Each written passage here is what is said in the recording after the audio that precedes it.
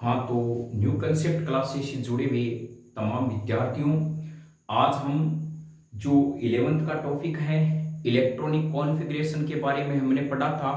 होता क्या है, ऑफ वो रूल्स हमने पढ़े थे, पाउली अपवर्जन हमने एन पढ़ा, एन प्लस एल का जो नियम पढ़ा था, हुंड का अधिकतम बहुलकता का सिद्धांत हमने पढ़ लिया था, अर्ध भरे पूर्ण भरे कक्षकों का स्थायित्व भी पढ़ा था।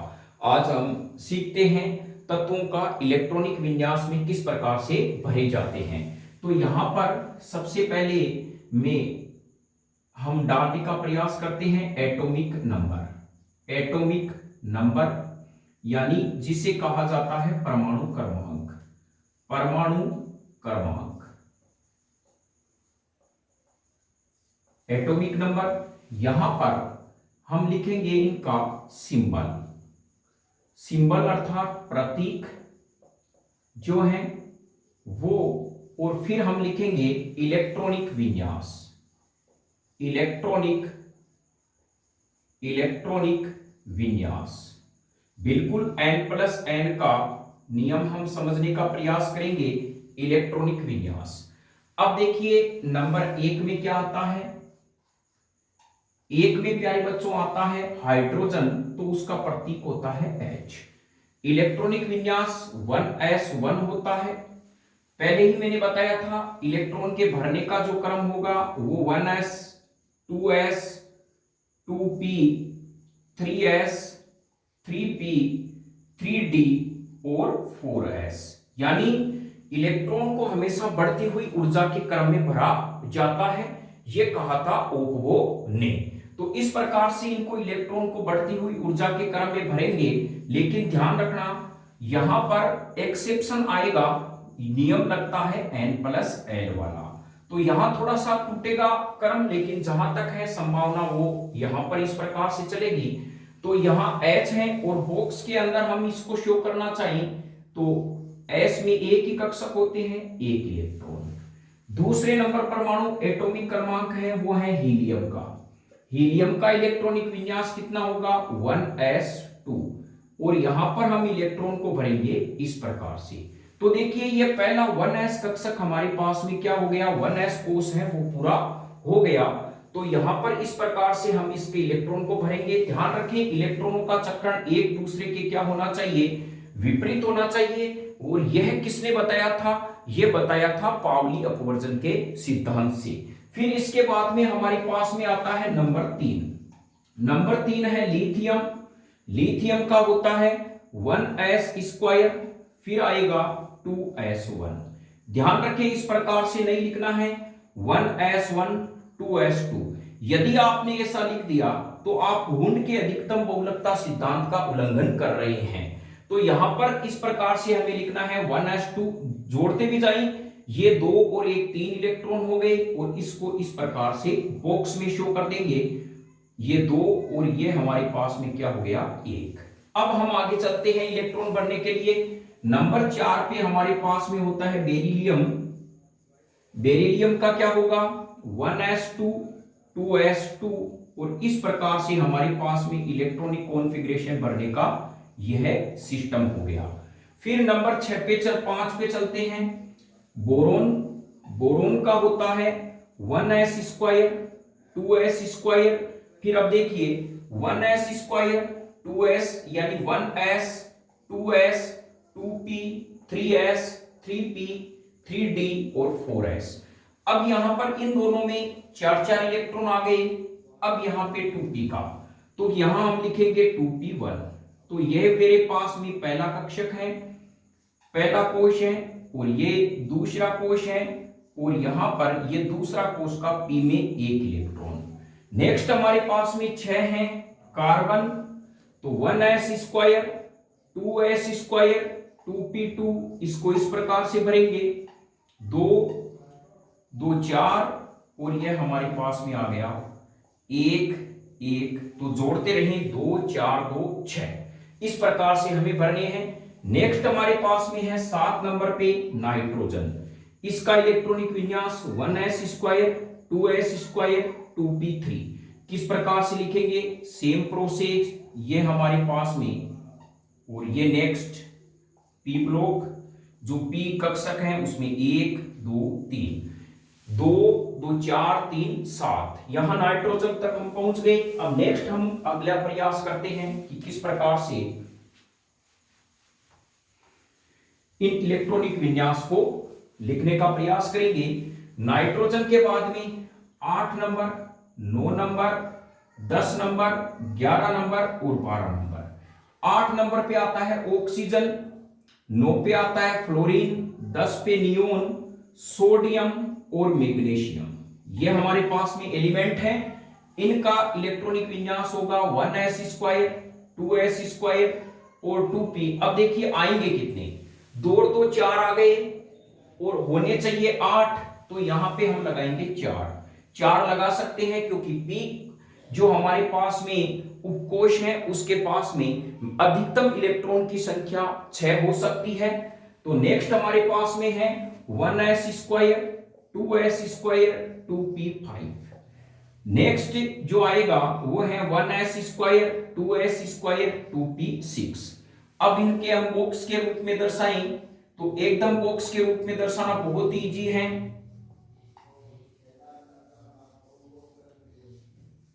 1 2 3 और ये 4। फिर हमारे पास में इसी प्रकार से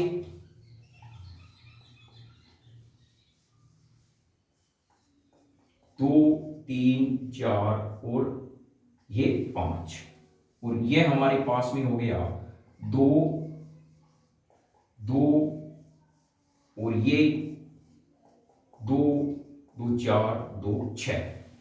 सोडियम आएगा हमारे पास। सोडियम के पास 11 इलेक्ट्रॉन है, 1s², 2s², 2p6, 3s1। तो इसमें इस प्रकार से हम बॉक्स के अंदर इसको शो करते जाएंगे।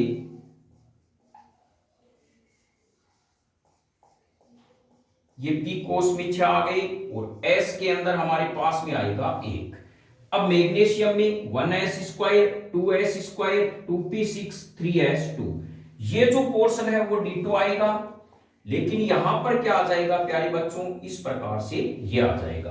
तो आप समझ गए हैं, जब भी आपको सपोज कीजिए पूछा जाता है ऑक्सीजन का इलेक्ट्रॉनिक विन्यास लिखिए, तो मान लीजिए सपोज कीजिए आपको पूछा जाता है ऑक्सीजन का इलेक्ट्रॉनिक विन्यास लिखिए, write down the electric configuration of oxygen element. तो हम क्या लिखेंगे, यहां पर हमारे पास में है ऑक्सीजन, ये इसको हम इस प्रकार से लिखेंगे कि ये हमारे पास में 2 इलेक्ट्रॉन है तो ये 1s² है, ये हमारे पास में 2 इलेक्ट्रॉन है 2s2 है, फिर हमारे पास में यहां पर ये 2 2 4 5 6 7 और ये 8, तो यहां पे हो गया 2p4। तो करेक्ट आपका इस प्रकार से इलेक्ट्रॉनिक कॉन्फ़िगरेशन होगा।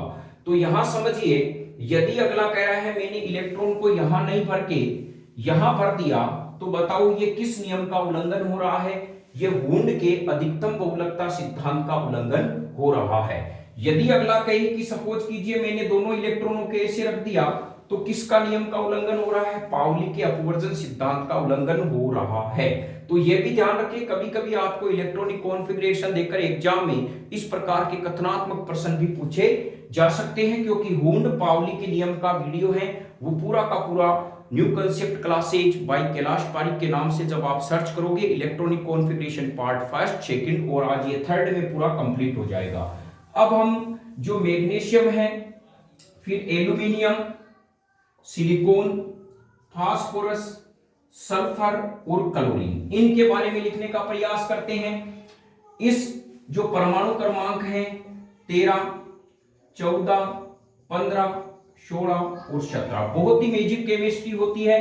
प्रतीक है aluminium, silicon, phosphorus, sulphur, chlorine. Aluminium का इलेक्ट्रॉनिक विन्यास 1s², 2s², 2p6, 3s², 3p1, ये इस प्रकार से होगा। इलेक्ट्रॉन गिनते जाएं, 2 4 6 4 10 2 12 1 13, यहां पर ये 13 वेरीफाई हो रहे हैं।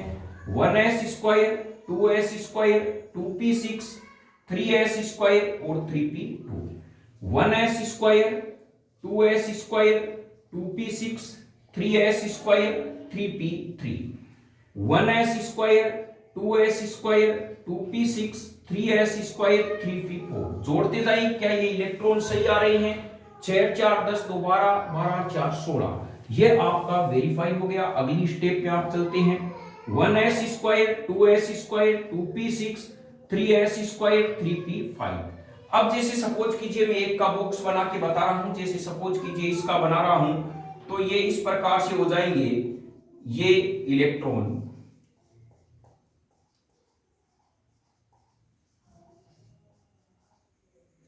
और यहां इसके मैं नीचे बना रहा हूं, इसको आगे आप बना लें 1 2 3 और 4। ये इसका है यानी सल्फर का। तो अब आप कहोगे सर ये डबलिया है क्या, बॉक्स है क्या? तो ध्यान रखिए प्यारे बच्चों, बॉक्स उपकोष को दर्शाते हैं और प्रत्येक जो भाग है यानी एस तो एक ही प्रकार का होता है। एस उपकोष की यदि हम बात करें तो एस उपकोष में एक ही कक्षक होता है। पी उपकोष में 3 कक्षक होते हैं। ये पी एक्स है, पी वाई है और पी जेड है। तो इस प्रकार से आप इलेक्ट्रॉनिक कॉन्फ़िगरेशन कर सकते हैं। नेक्स्ट हम इलेक्ट्रॉनिक विन्यास की ओर बढ़ते हैं। तो आता है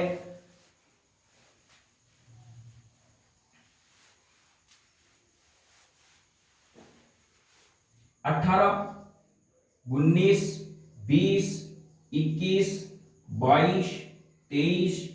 यहां पे 18 argon, potassium, calcium, scandium, titanium और वेनेडियम। तो आर्गन का जो 18 है वो होगा 1s square 2s square 2p6 3s square 3p6। जोड़िए कितने हो गए प्यारे बच्चों? 4 6 4 10 10 और 6 कितने हो गए? 10 और 8 18। अब हमारे पास पोटेशियम आता है। तो पोटेशियम में 1s square 2s square 2p6 3s square 3p6। यहां पे एक आता है 3d1 आता है। मैंने पहले ही बताया था जब आप इलेक्ट्रॉनिक कॉन्फ़िगरेशन आप पढ़ोगे तो पहली कक्षा में एक s कक्षक होता है, दूसरी में 2 उपकोष। पहली कक्षा में 1 उपकोष, दूसरी में 2, तीसरी में 3 उपकोष होते हैं। तो यहां पर हम कहें कि मेरे पास में 3d में इलेक्ट्रॉन आएगा या 4s में, यह आने वाला इलेक्ट्रॉन। तो यह बहुत ही महत्वपूर्ण एलिमेंट है, तो ध्यान रखें, वेरी इंपॉर्टेंट है पोटेशियम का। अब यहां पर हम n+l का नियम निकालते हैं। n+l का नियम 3d के लिए कितना मान आएगा और 4s के लिए? तो प्यारे बच्चों n का मान 3d के लिए 3 है और मैंने पहले ही बताया था spdf। और l का मान 0 होता है, 1 होता है, 2 होता है, 3 होता है। तो d का कितना आएगा? 2 बराबर 5। इसके लिए s का मान हमारे पास में n का मान 4 प्लस 0 बराबर 4, यानी n+l का मान क्या होता है? कम होता है। इस कारण इलेक्ट्रॉन 4s कक्षक में जाएंगे। तो यहां पर हम इलेक्ट्रॉन का जो कॉन्फ़िगरेशन होगा वो 3d की बजाय हम क्या कहेंगे? यहां पर कह सकते हैं 3d0 और 4s1। यदि इसको नहीं लिखे तो भी चल जाता है। तो हमारे पास में ये इलेक्ट्रॉनिक कॉन्फ़िगरेशन हो गया 4s1। नेक्स्ट हमारे पास में कैल्शियम है।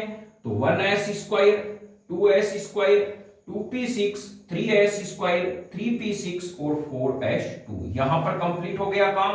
अब हम कहेंगे अब इलेक्ट्रॉन कहां जाएगा?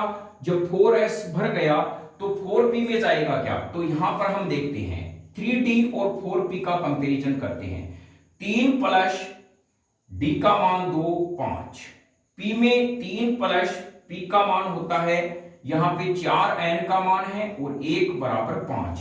ये लिखा हुआ मान n का होगा और ये l का d है, वो उपकोष l का मान दर्शाएगा। दोनों में बराबर आ रहे हैं। जब किसी दो उपकोष में n+n का मान बराबर आ रहा है, इलेक्ट्रॉन उस उपकोष में भरा जाएगा जिसमें n का मान क्या होगा? कम होगा। यहां पर n का मान इसमें कम आ रहा है तो 3d में भरा जाएगा। तो स्केडियम का इलेक्ट्रॉनिक विन्यास होगा, यह भी महत्वपूर्ण है।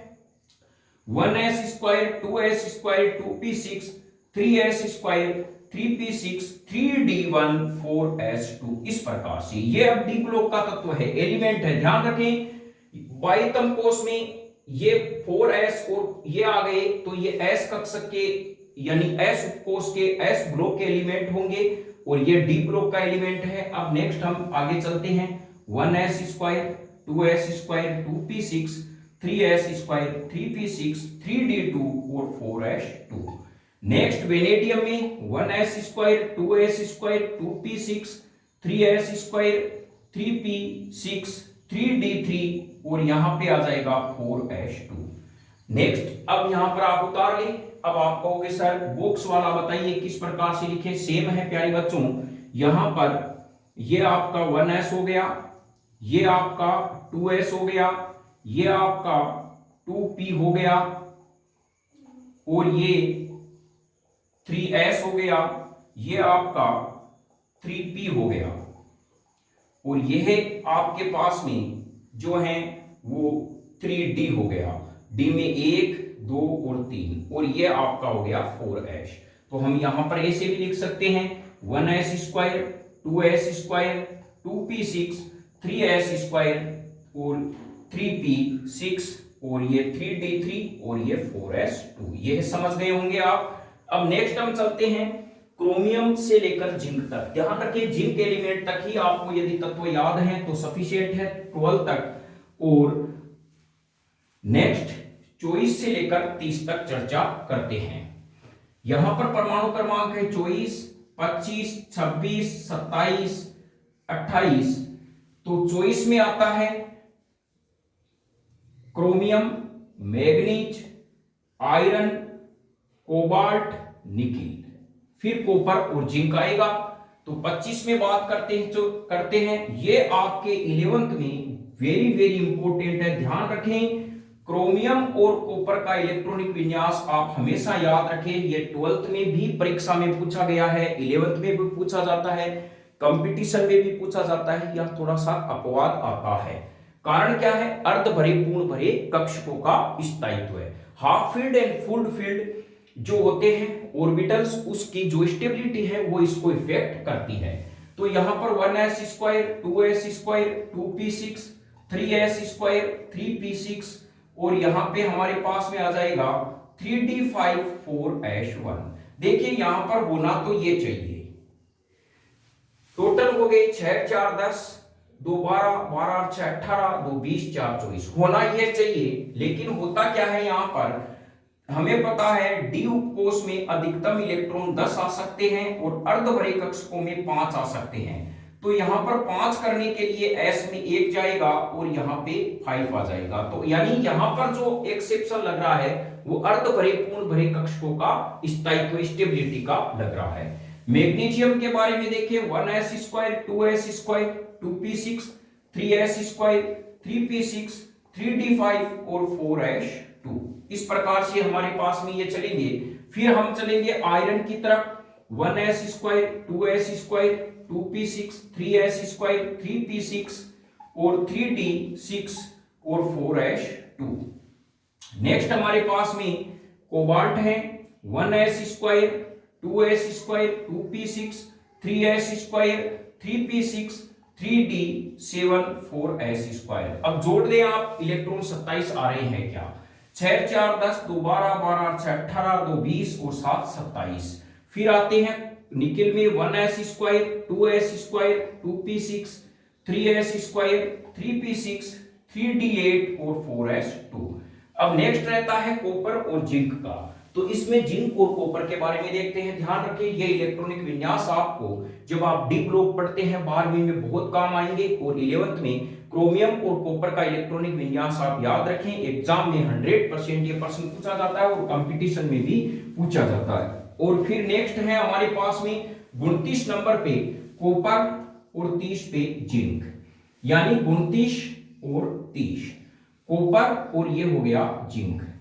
इसको भरने का क्रम ये होगा 1s square 2s square 2p6 3s square 3p6 और फिर आ जाएगा 3d10 4s1। तो ध्यान रखें यहां पर होना तो यह क्रम चाहिए, लेकिन यहां पर पूर्ण भरे कक्षकों का स्थायित्व वाला नियम लगता है, यानी फुल फील्ड वाला लगता है। जिस उपकोष में पूर्ण भरे यानी जो कोष पूर्ण भर जाता है, भरने की संभावना होती है, वो ज्यादा स्थायी होते हैं। तो यहाँ 9 की बजाय कितने इलेक्ट्रॉन आएंगे? 10 आएंगे और इसका इलेक्ट्रॉन रहेगा 1। तो यह भी बहुत महत्वपूर्ण है। इसका 1s square 2s square 2p6 3s², 3p6, 3d10 और 4s2।